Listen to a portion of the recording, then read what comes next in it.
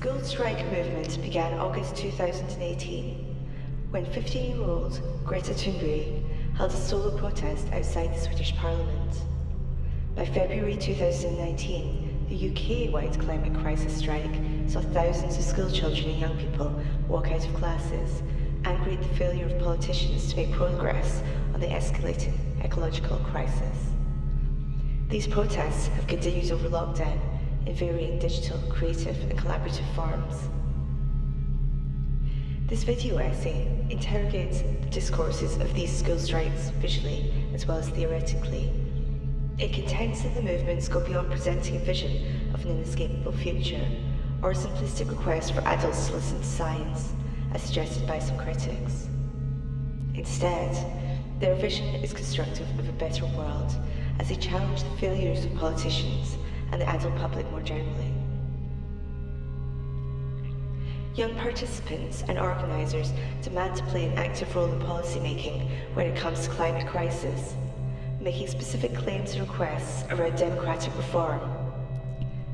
Using activist pedagogies, the school strike movement increasingly centres the interconnection between racism, colonialism and the climate crisis. The school strike movement is constructed of a critical utopian discourse expressed through complex temporalities which define the role of resistance as anticipation. Arguably, the movement has, even during the pandemic, proven to be self-reflexive and grounded in a broader discourse on politics, oppression and futurity. The anxiety in the student strike movement creates a non-violent but militant optimism, and the narratives of cathedral thinking are demonstrative of an open-ended utopian process. This is activists and academics we have much to learn from.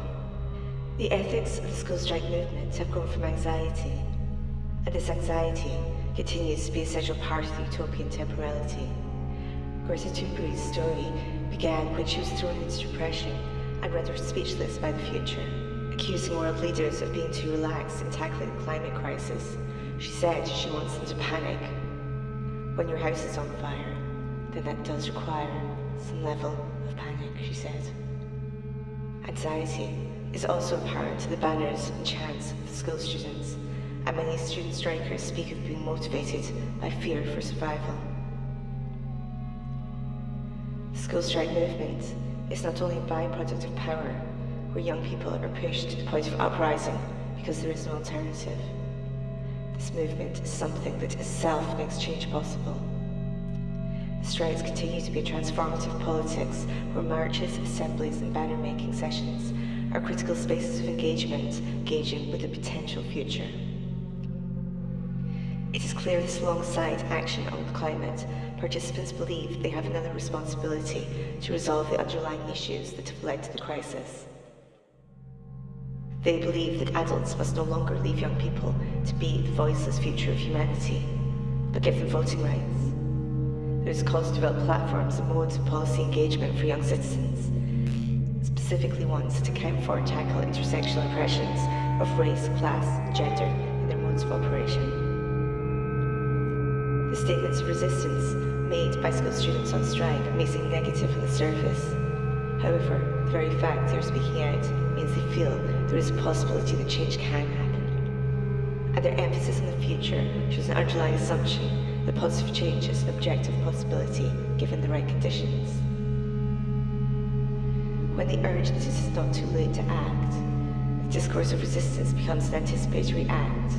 It is forward-reaching and aims to create something new, as opposed to merely resisting what's there. The school strikes operate in many different countries, where the school children may have different demands and suggestions for steps to be taken to solve the crisis.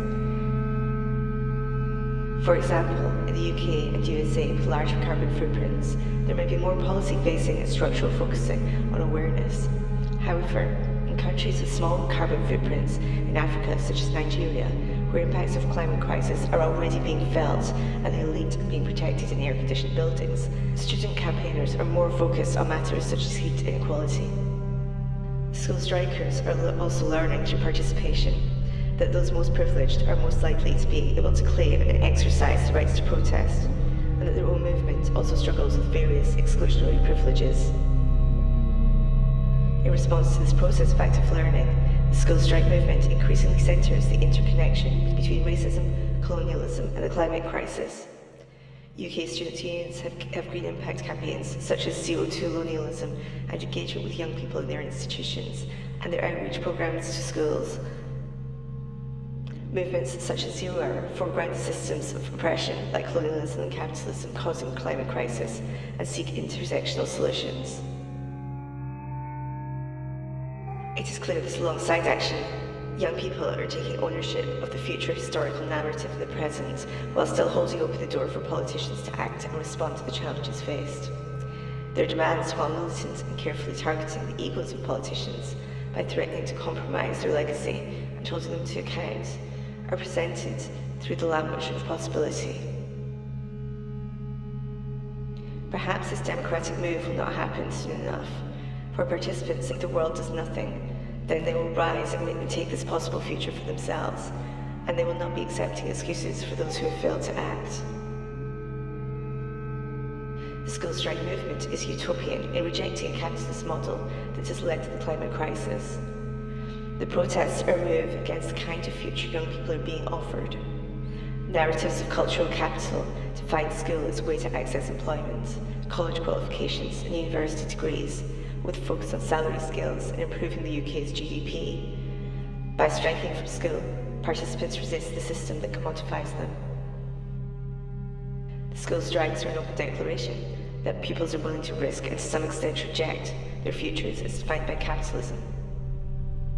Resisting the expected norms of school attendance and taking to the streets in protest demonstrated that students are at odds with the system that created and continues to perpetuate the climate crisis.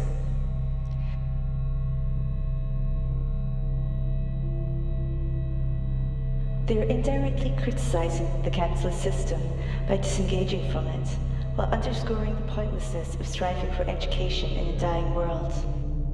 Here is an alternative utopian education. Learning spaces, protests, and marches promote new ideas, let young people experience non-hierarchical learning, and the creation of future communities that define an eco-positive future. By criticising government policy and recognising their disenfranchisement, activists become informed about political processes, making them enlightened and effective political agents. Alongside this emotive wake-up call for the planet is a call to evaluate how democratic inadequacy has helped to uphold and reproduce inequalities that have laid the groundwork for the climate change crisis.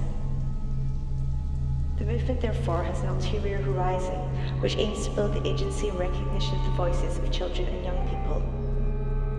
Vital to this debate is the lack of voting rights for young people, even at the age of 16 and 17, when in England one pays taxes, can get married, have a child, join the army, and cannot vote.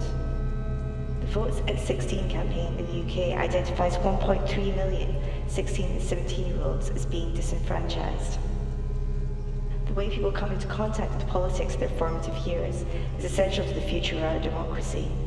The school strike movement heralds the need for a political voice and platform for a currently disenfranchised youth, unable to vote or participate meaningfully in policy making, yet who are politically aware and articulate. The young people involved are demonstrating their evolving capacity for political understanding and action to support an argument for increased empowerment. They are claiming their rights.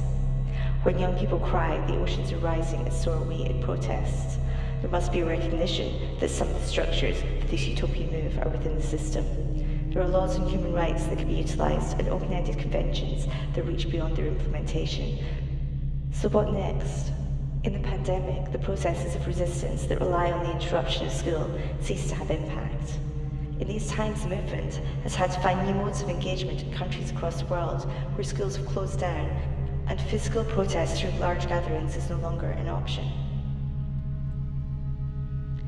In a move to digital process of the pandemic, young people have been encouraged to stay indoors and strike online, and the UK student strike movement cancelled all public gatherings. This raises many questions. Does this risk dispersing what have been a day or an afternoon protest into a disconnected moment?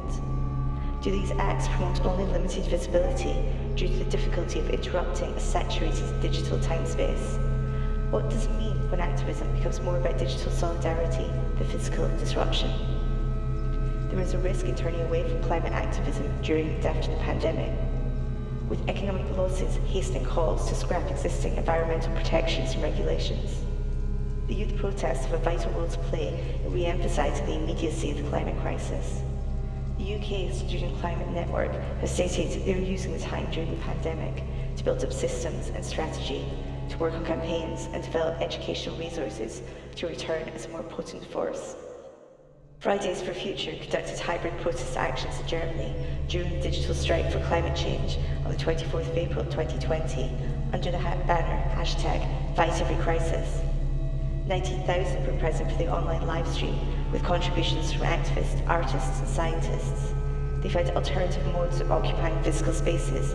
For example, banners from 70 local groups were spread out in front of the German Parliament. The movement has been continuing, mainly through virtual campaigns, however. There have been online streaming events, digital pickets, and digital teach-ins. The movement has aligned with Black Lives Matter and continues to link colonial and capitalist oppression and violence with the climate crisis. The youth movement recognise how the emergence of COVID-19 is not a separate crisis, but intimately connected with environmental destruction that worsens inequality, particularly in the global south. The utopian temporality of this movement has actively engaged in cathedral thinking, where we begin to build not from a finished blueprint, but an imperfect greenprint of the future. The discourse from the school strike continues to draw from anxiety and fear generated by the crisis, but still contains within it a militant optimism for a better future. The school strike movement promises not to rest. It will continue to force its way into the policy-making processes that can hold us back from the brink of self-destruction.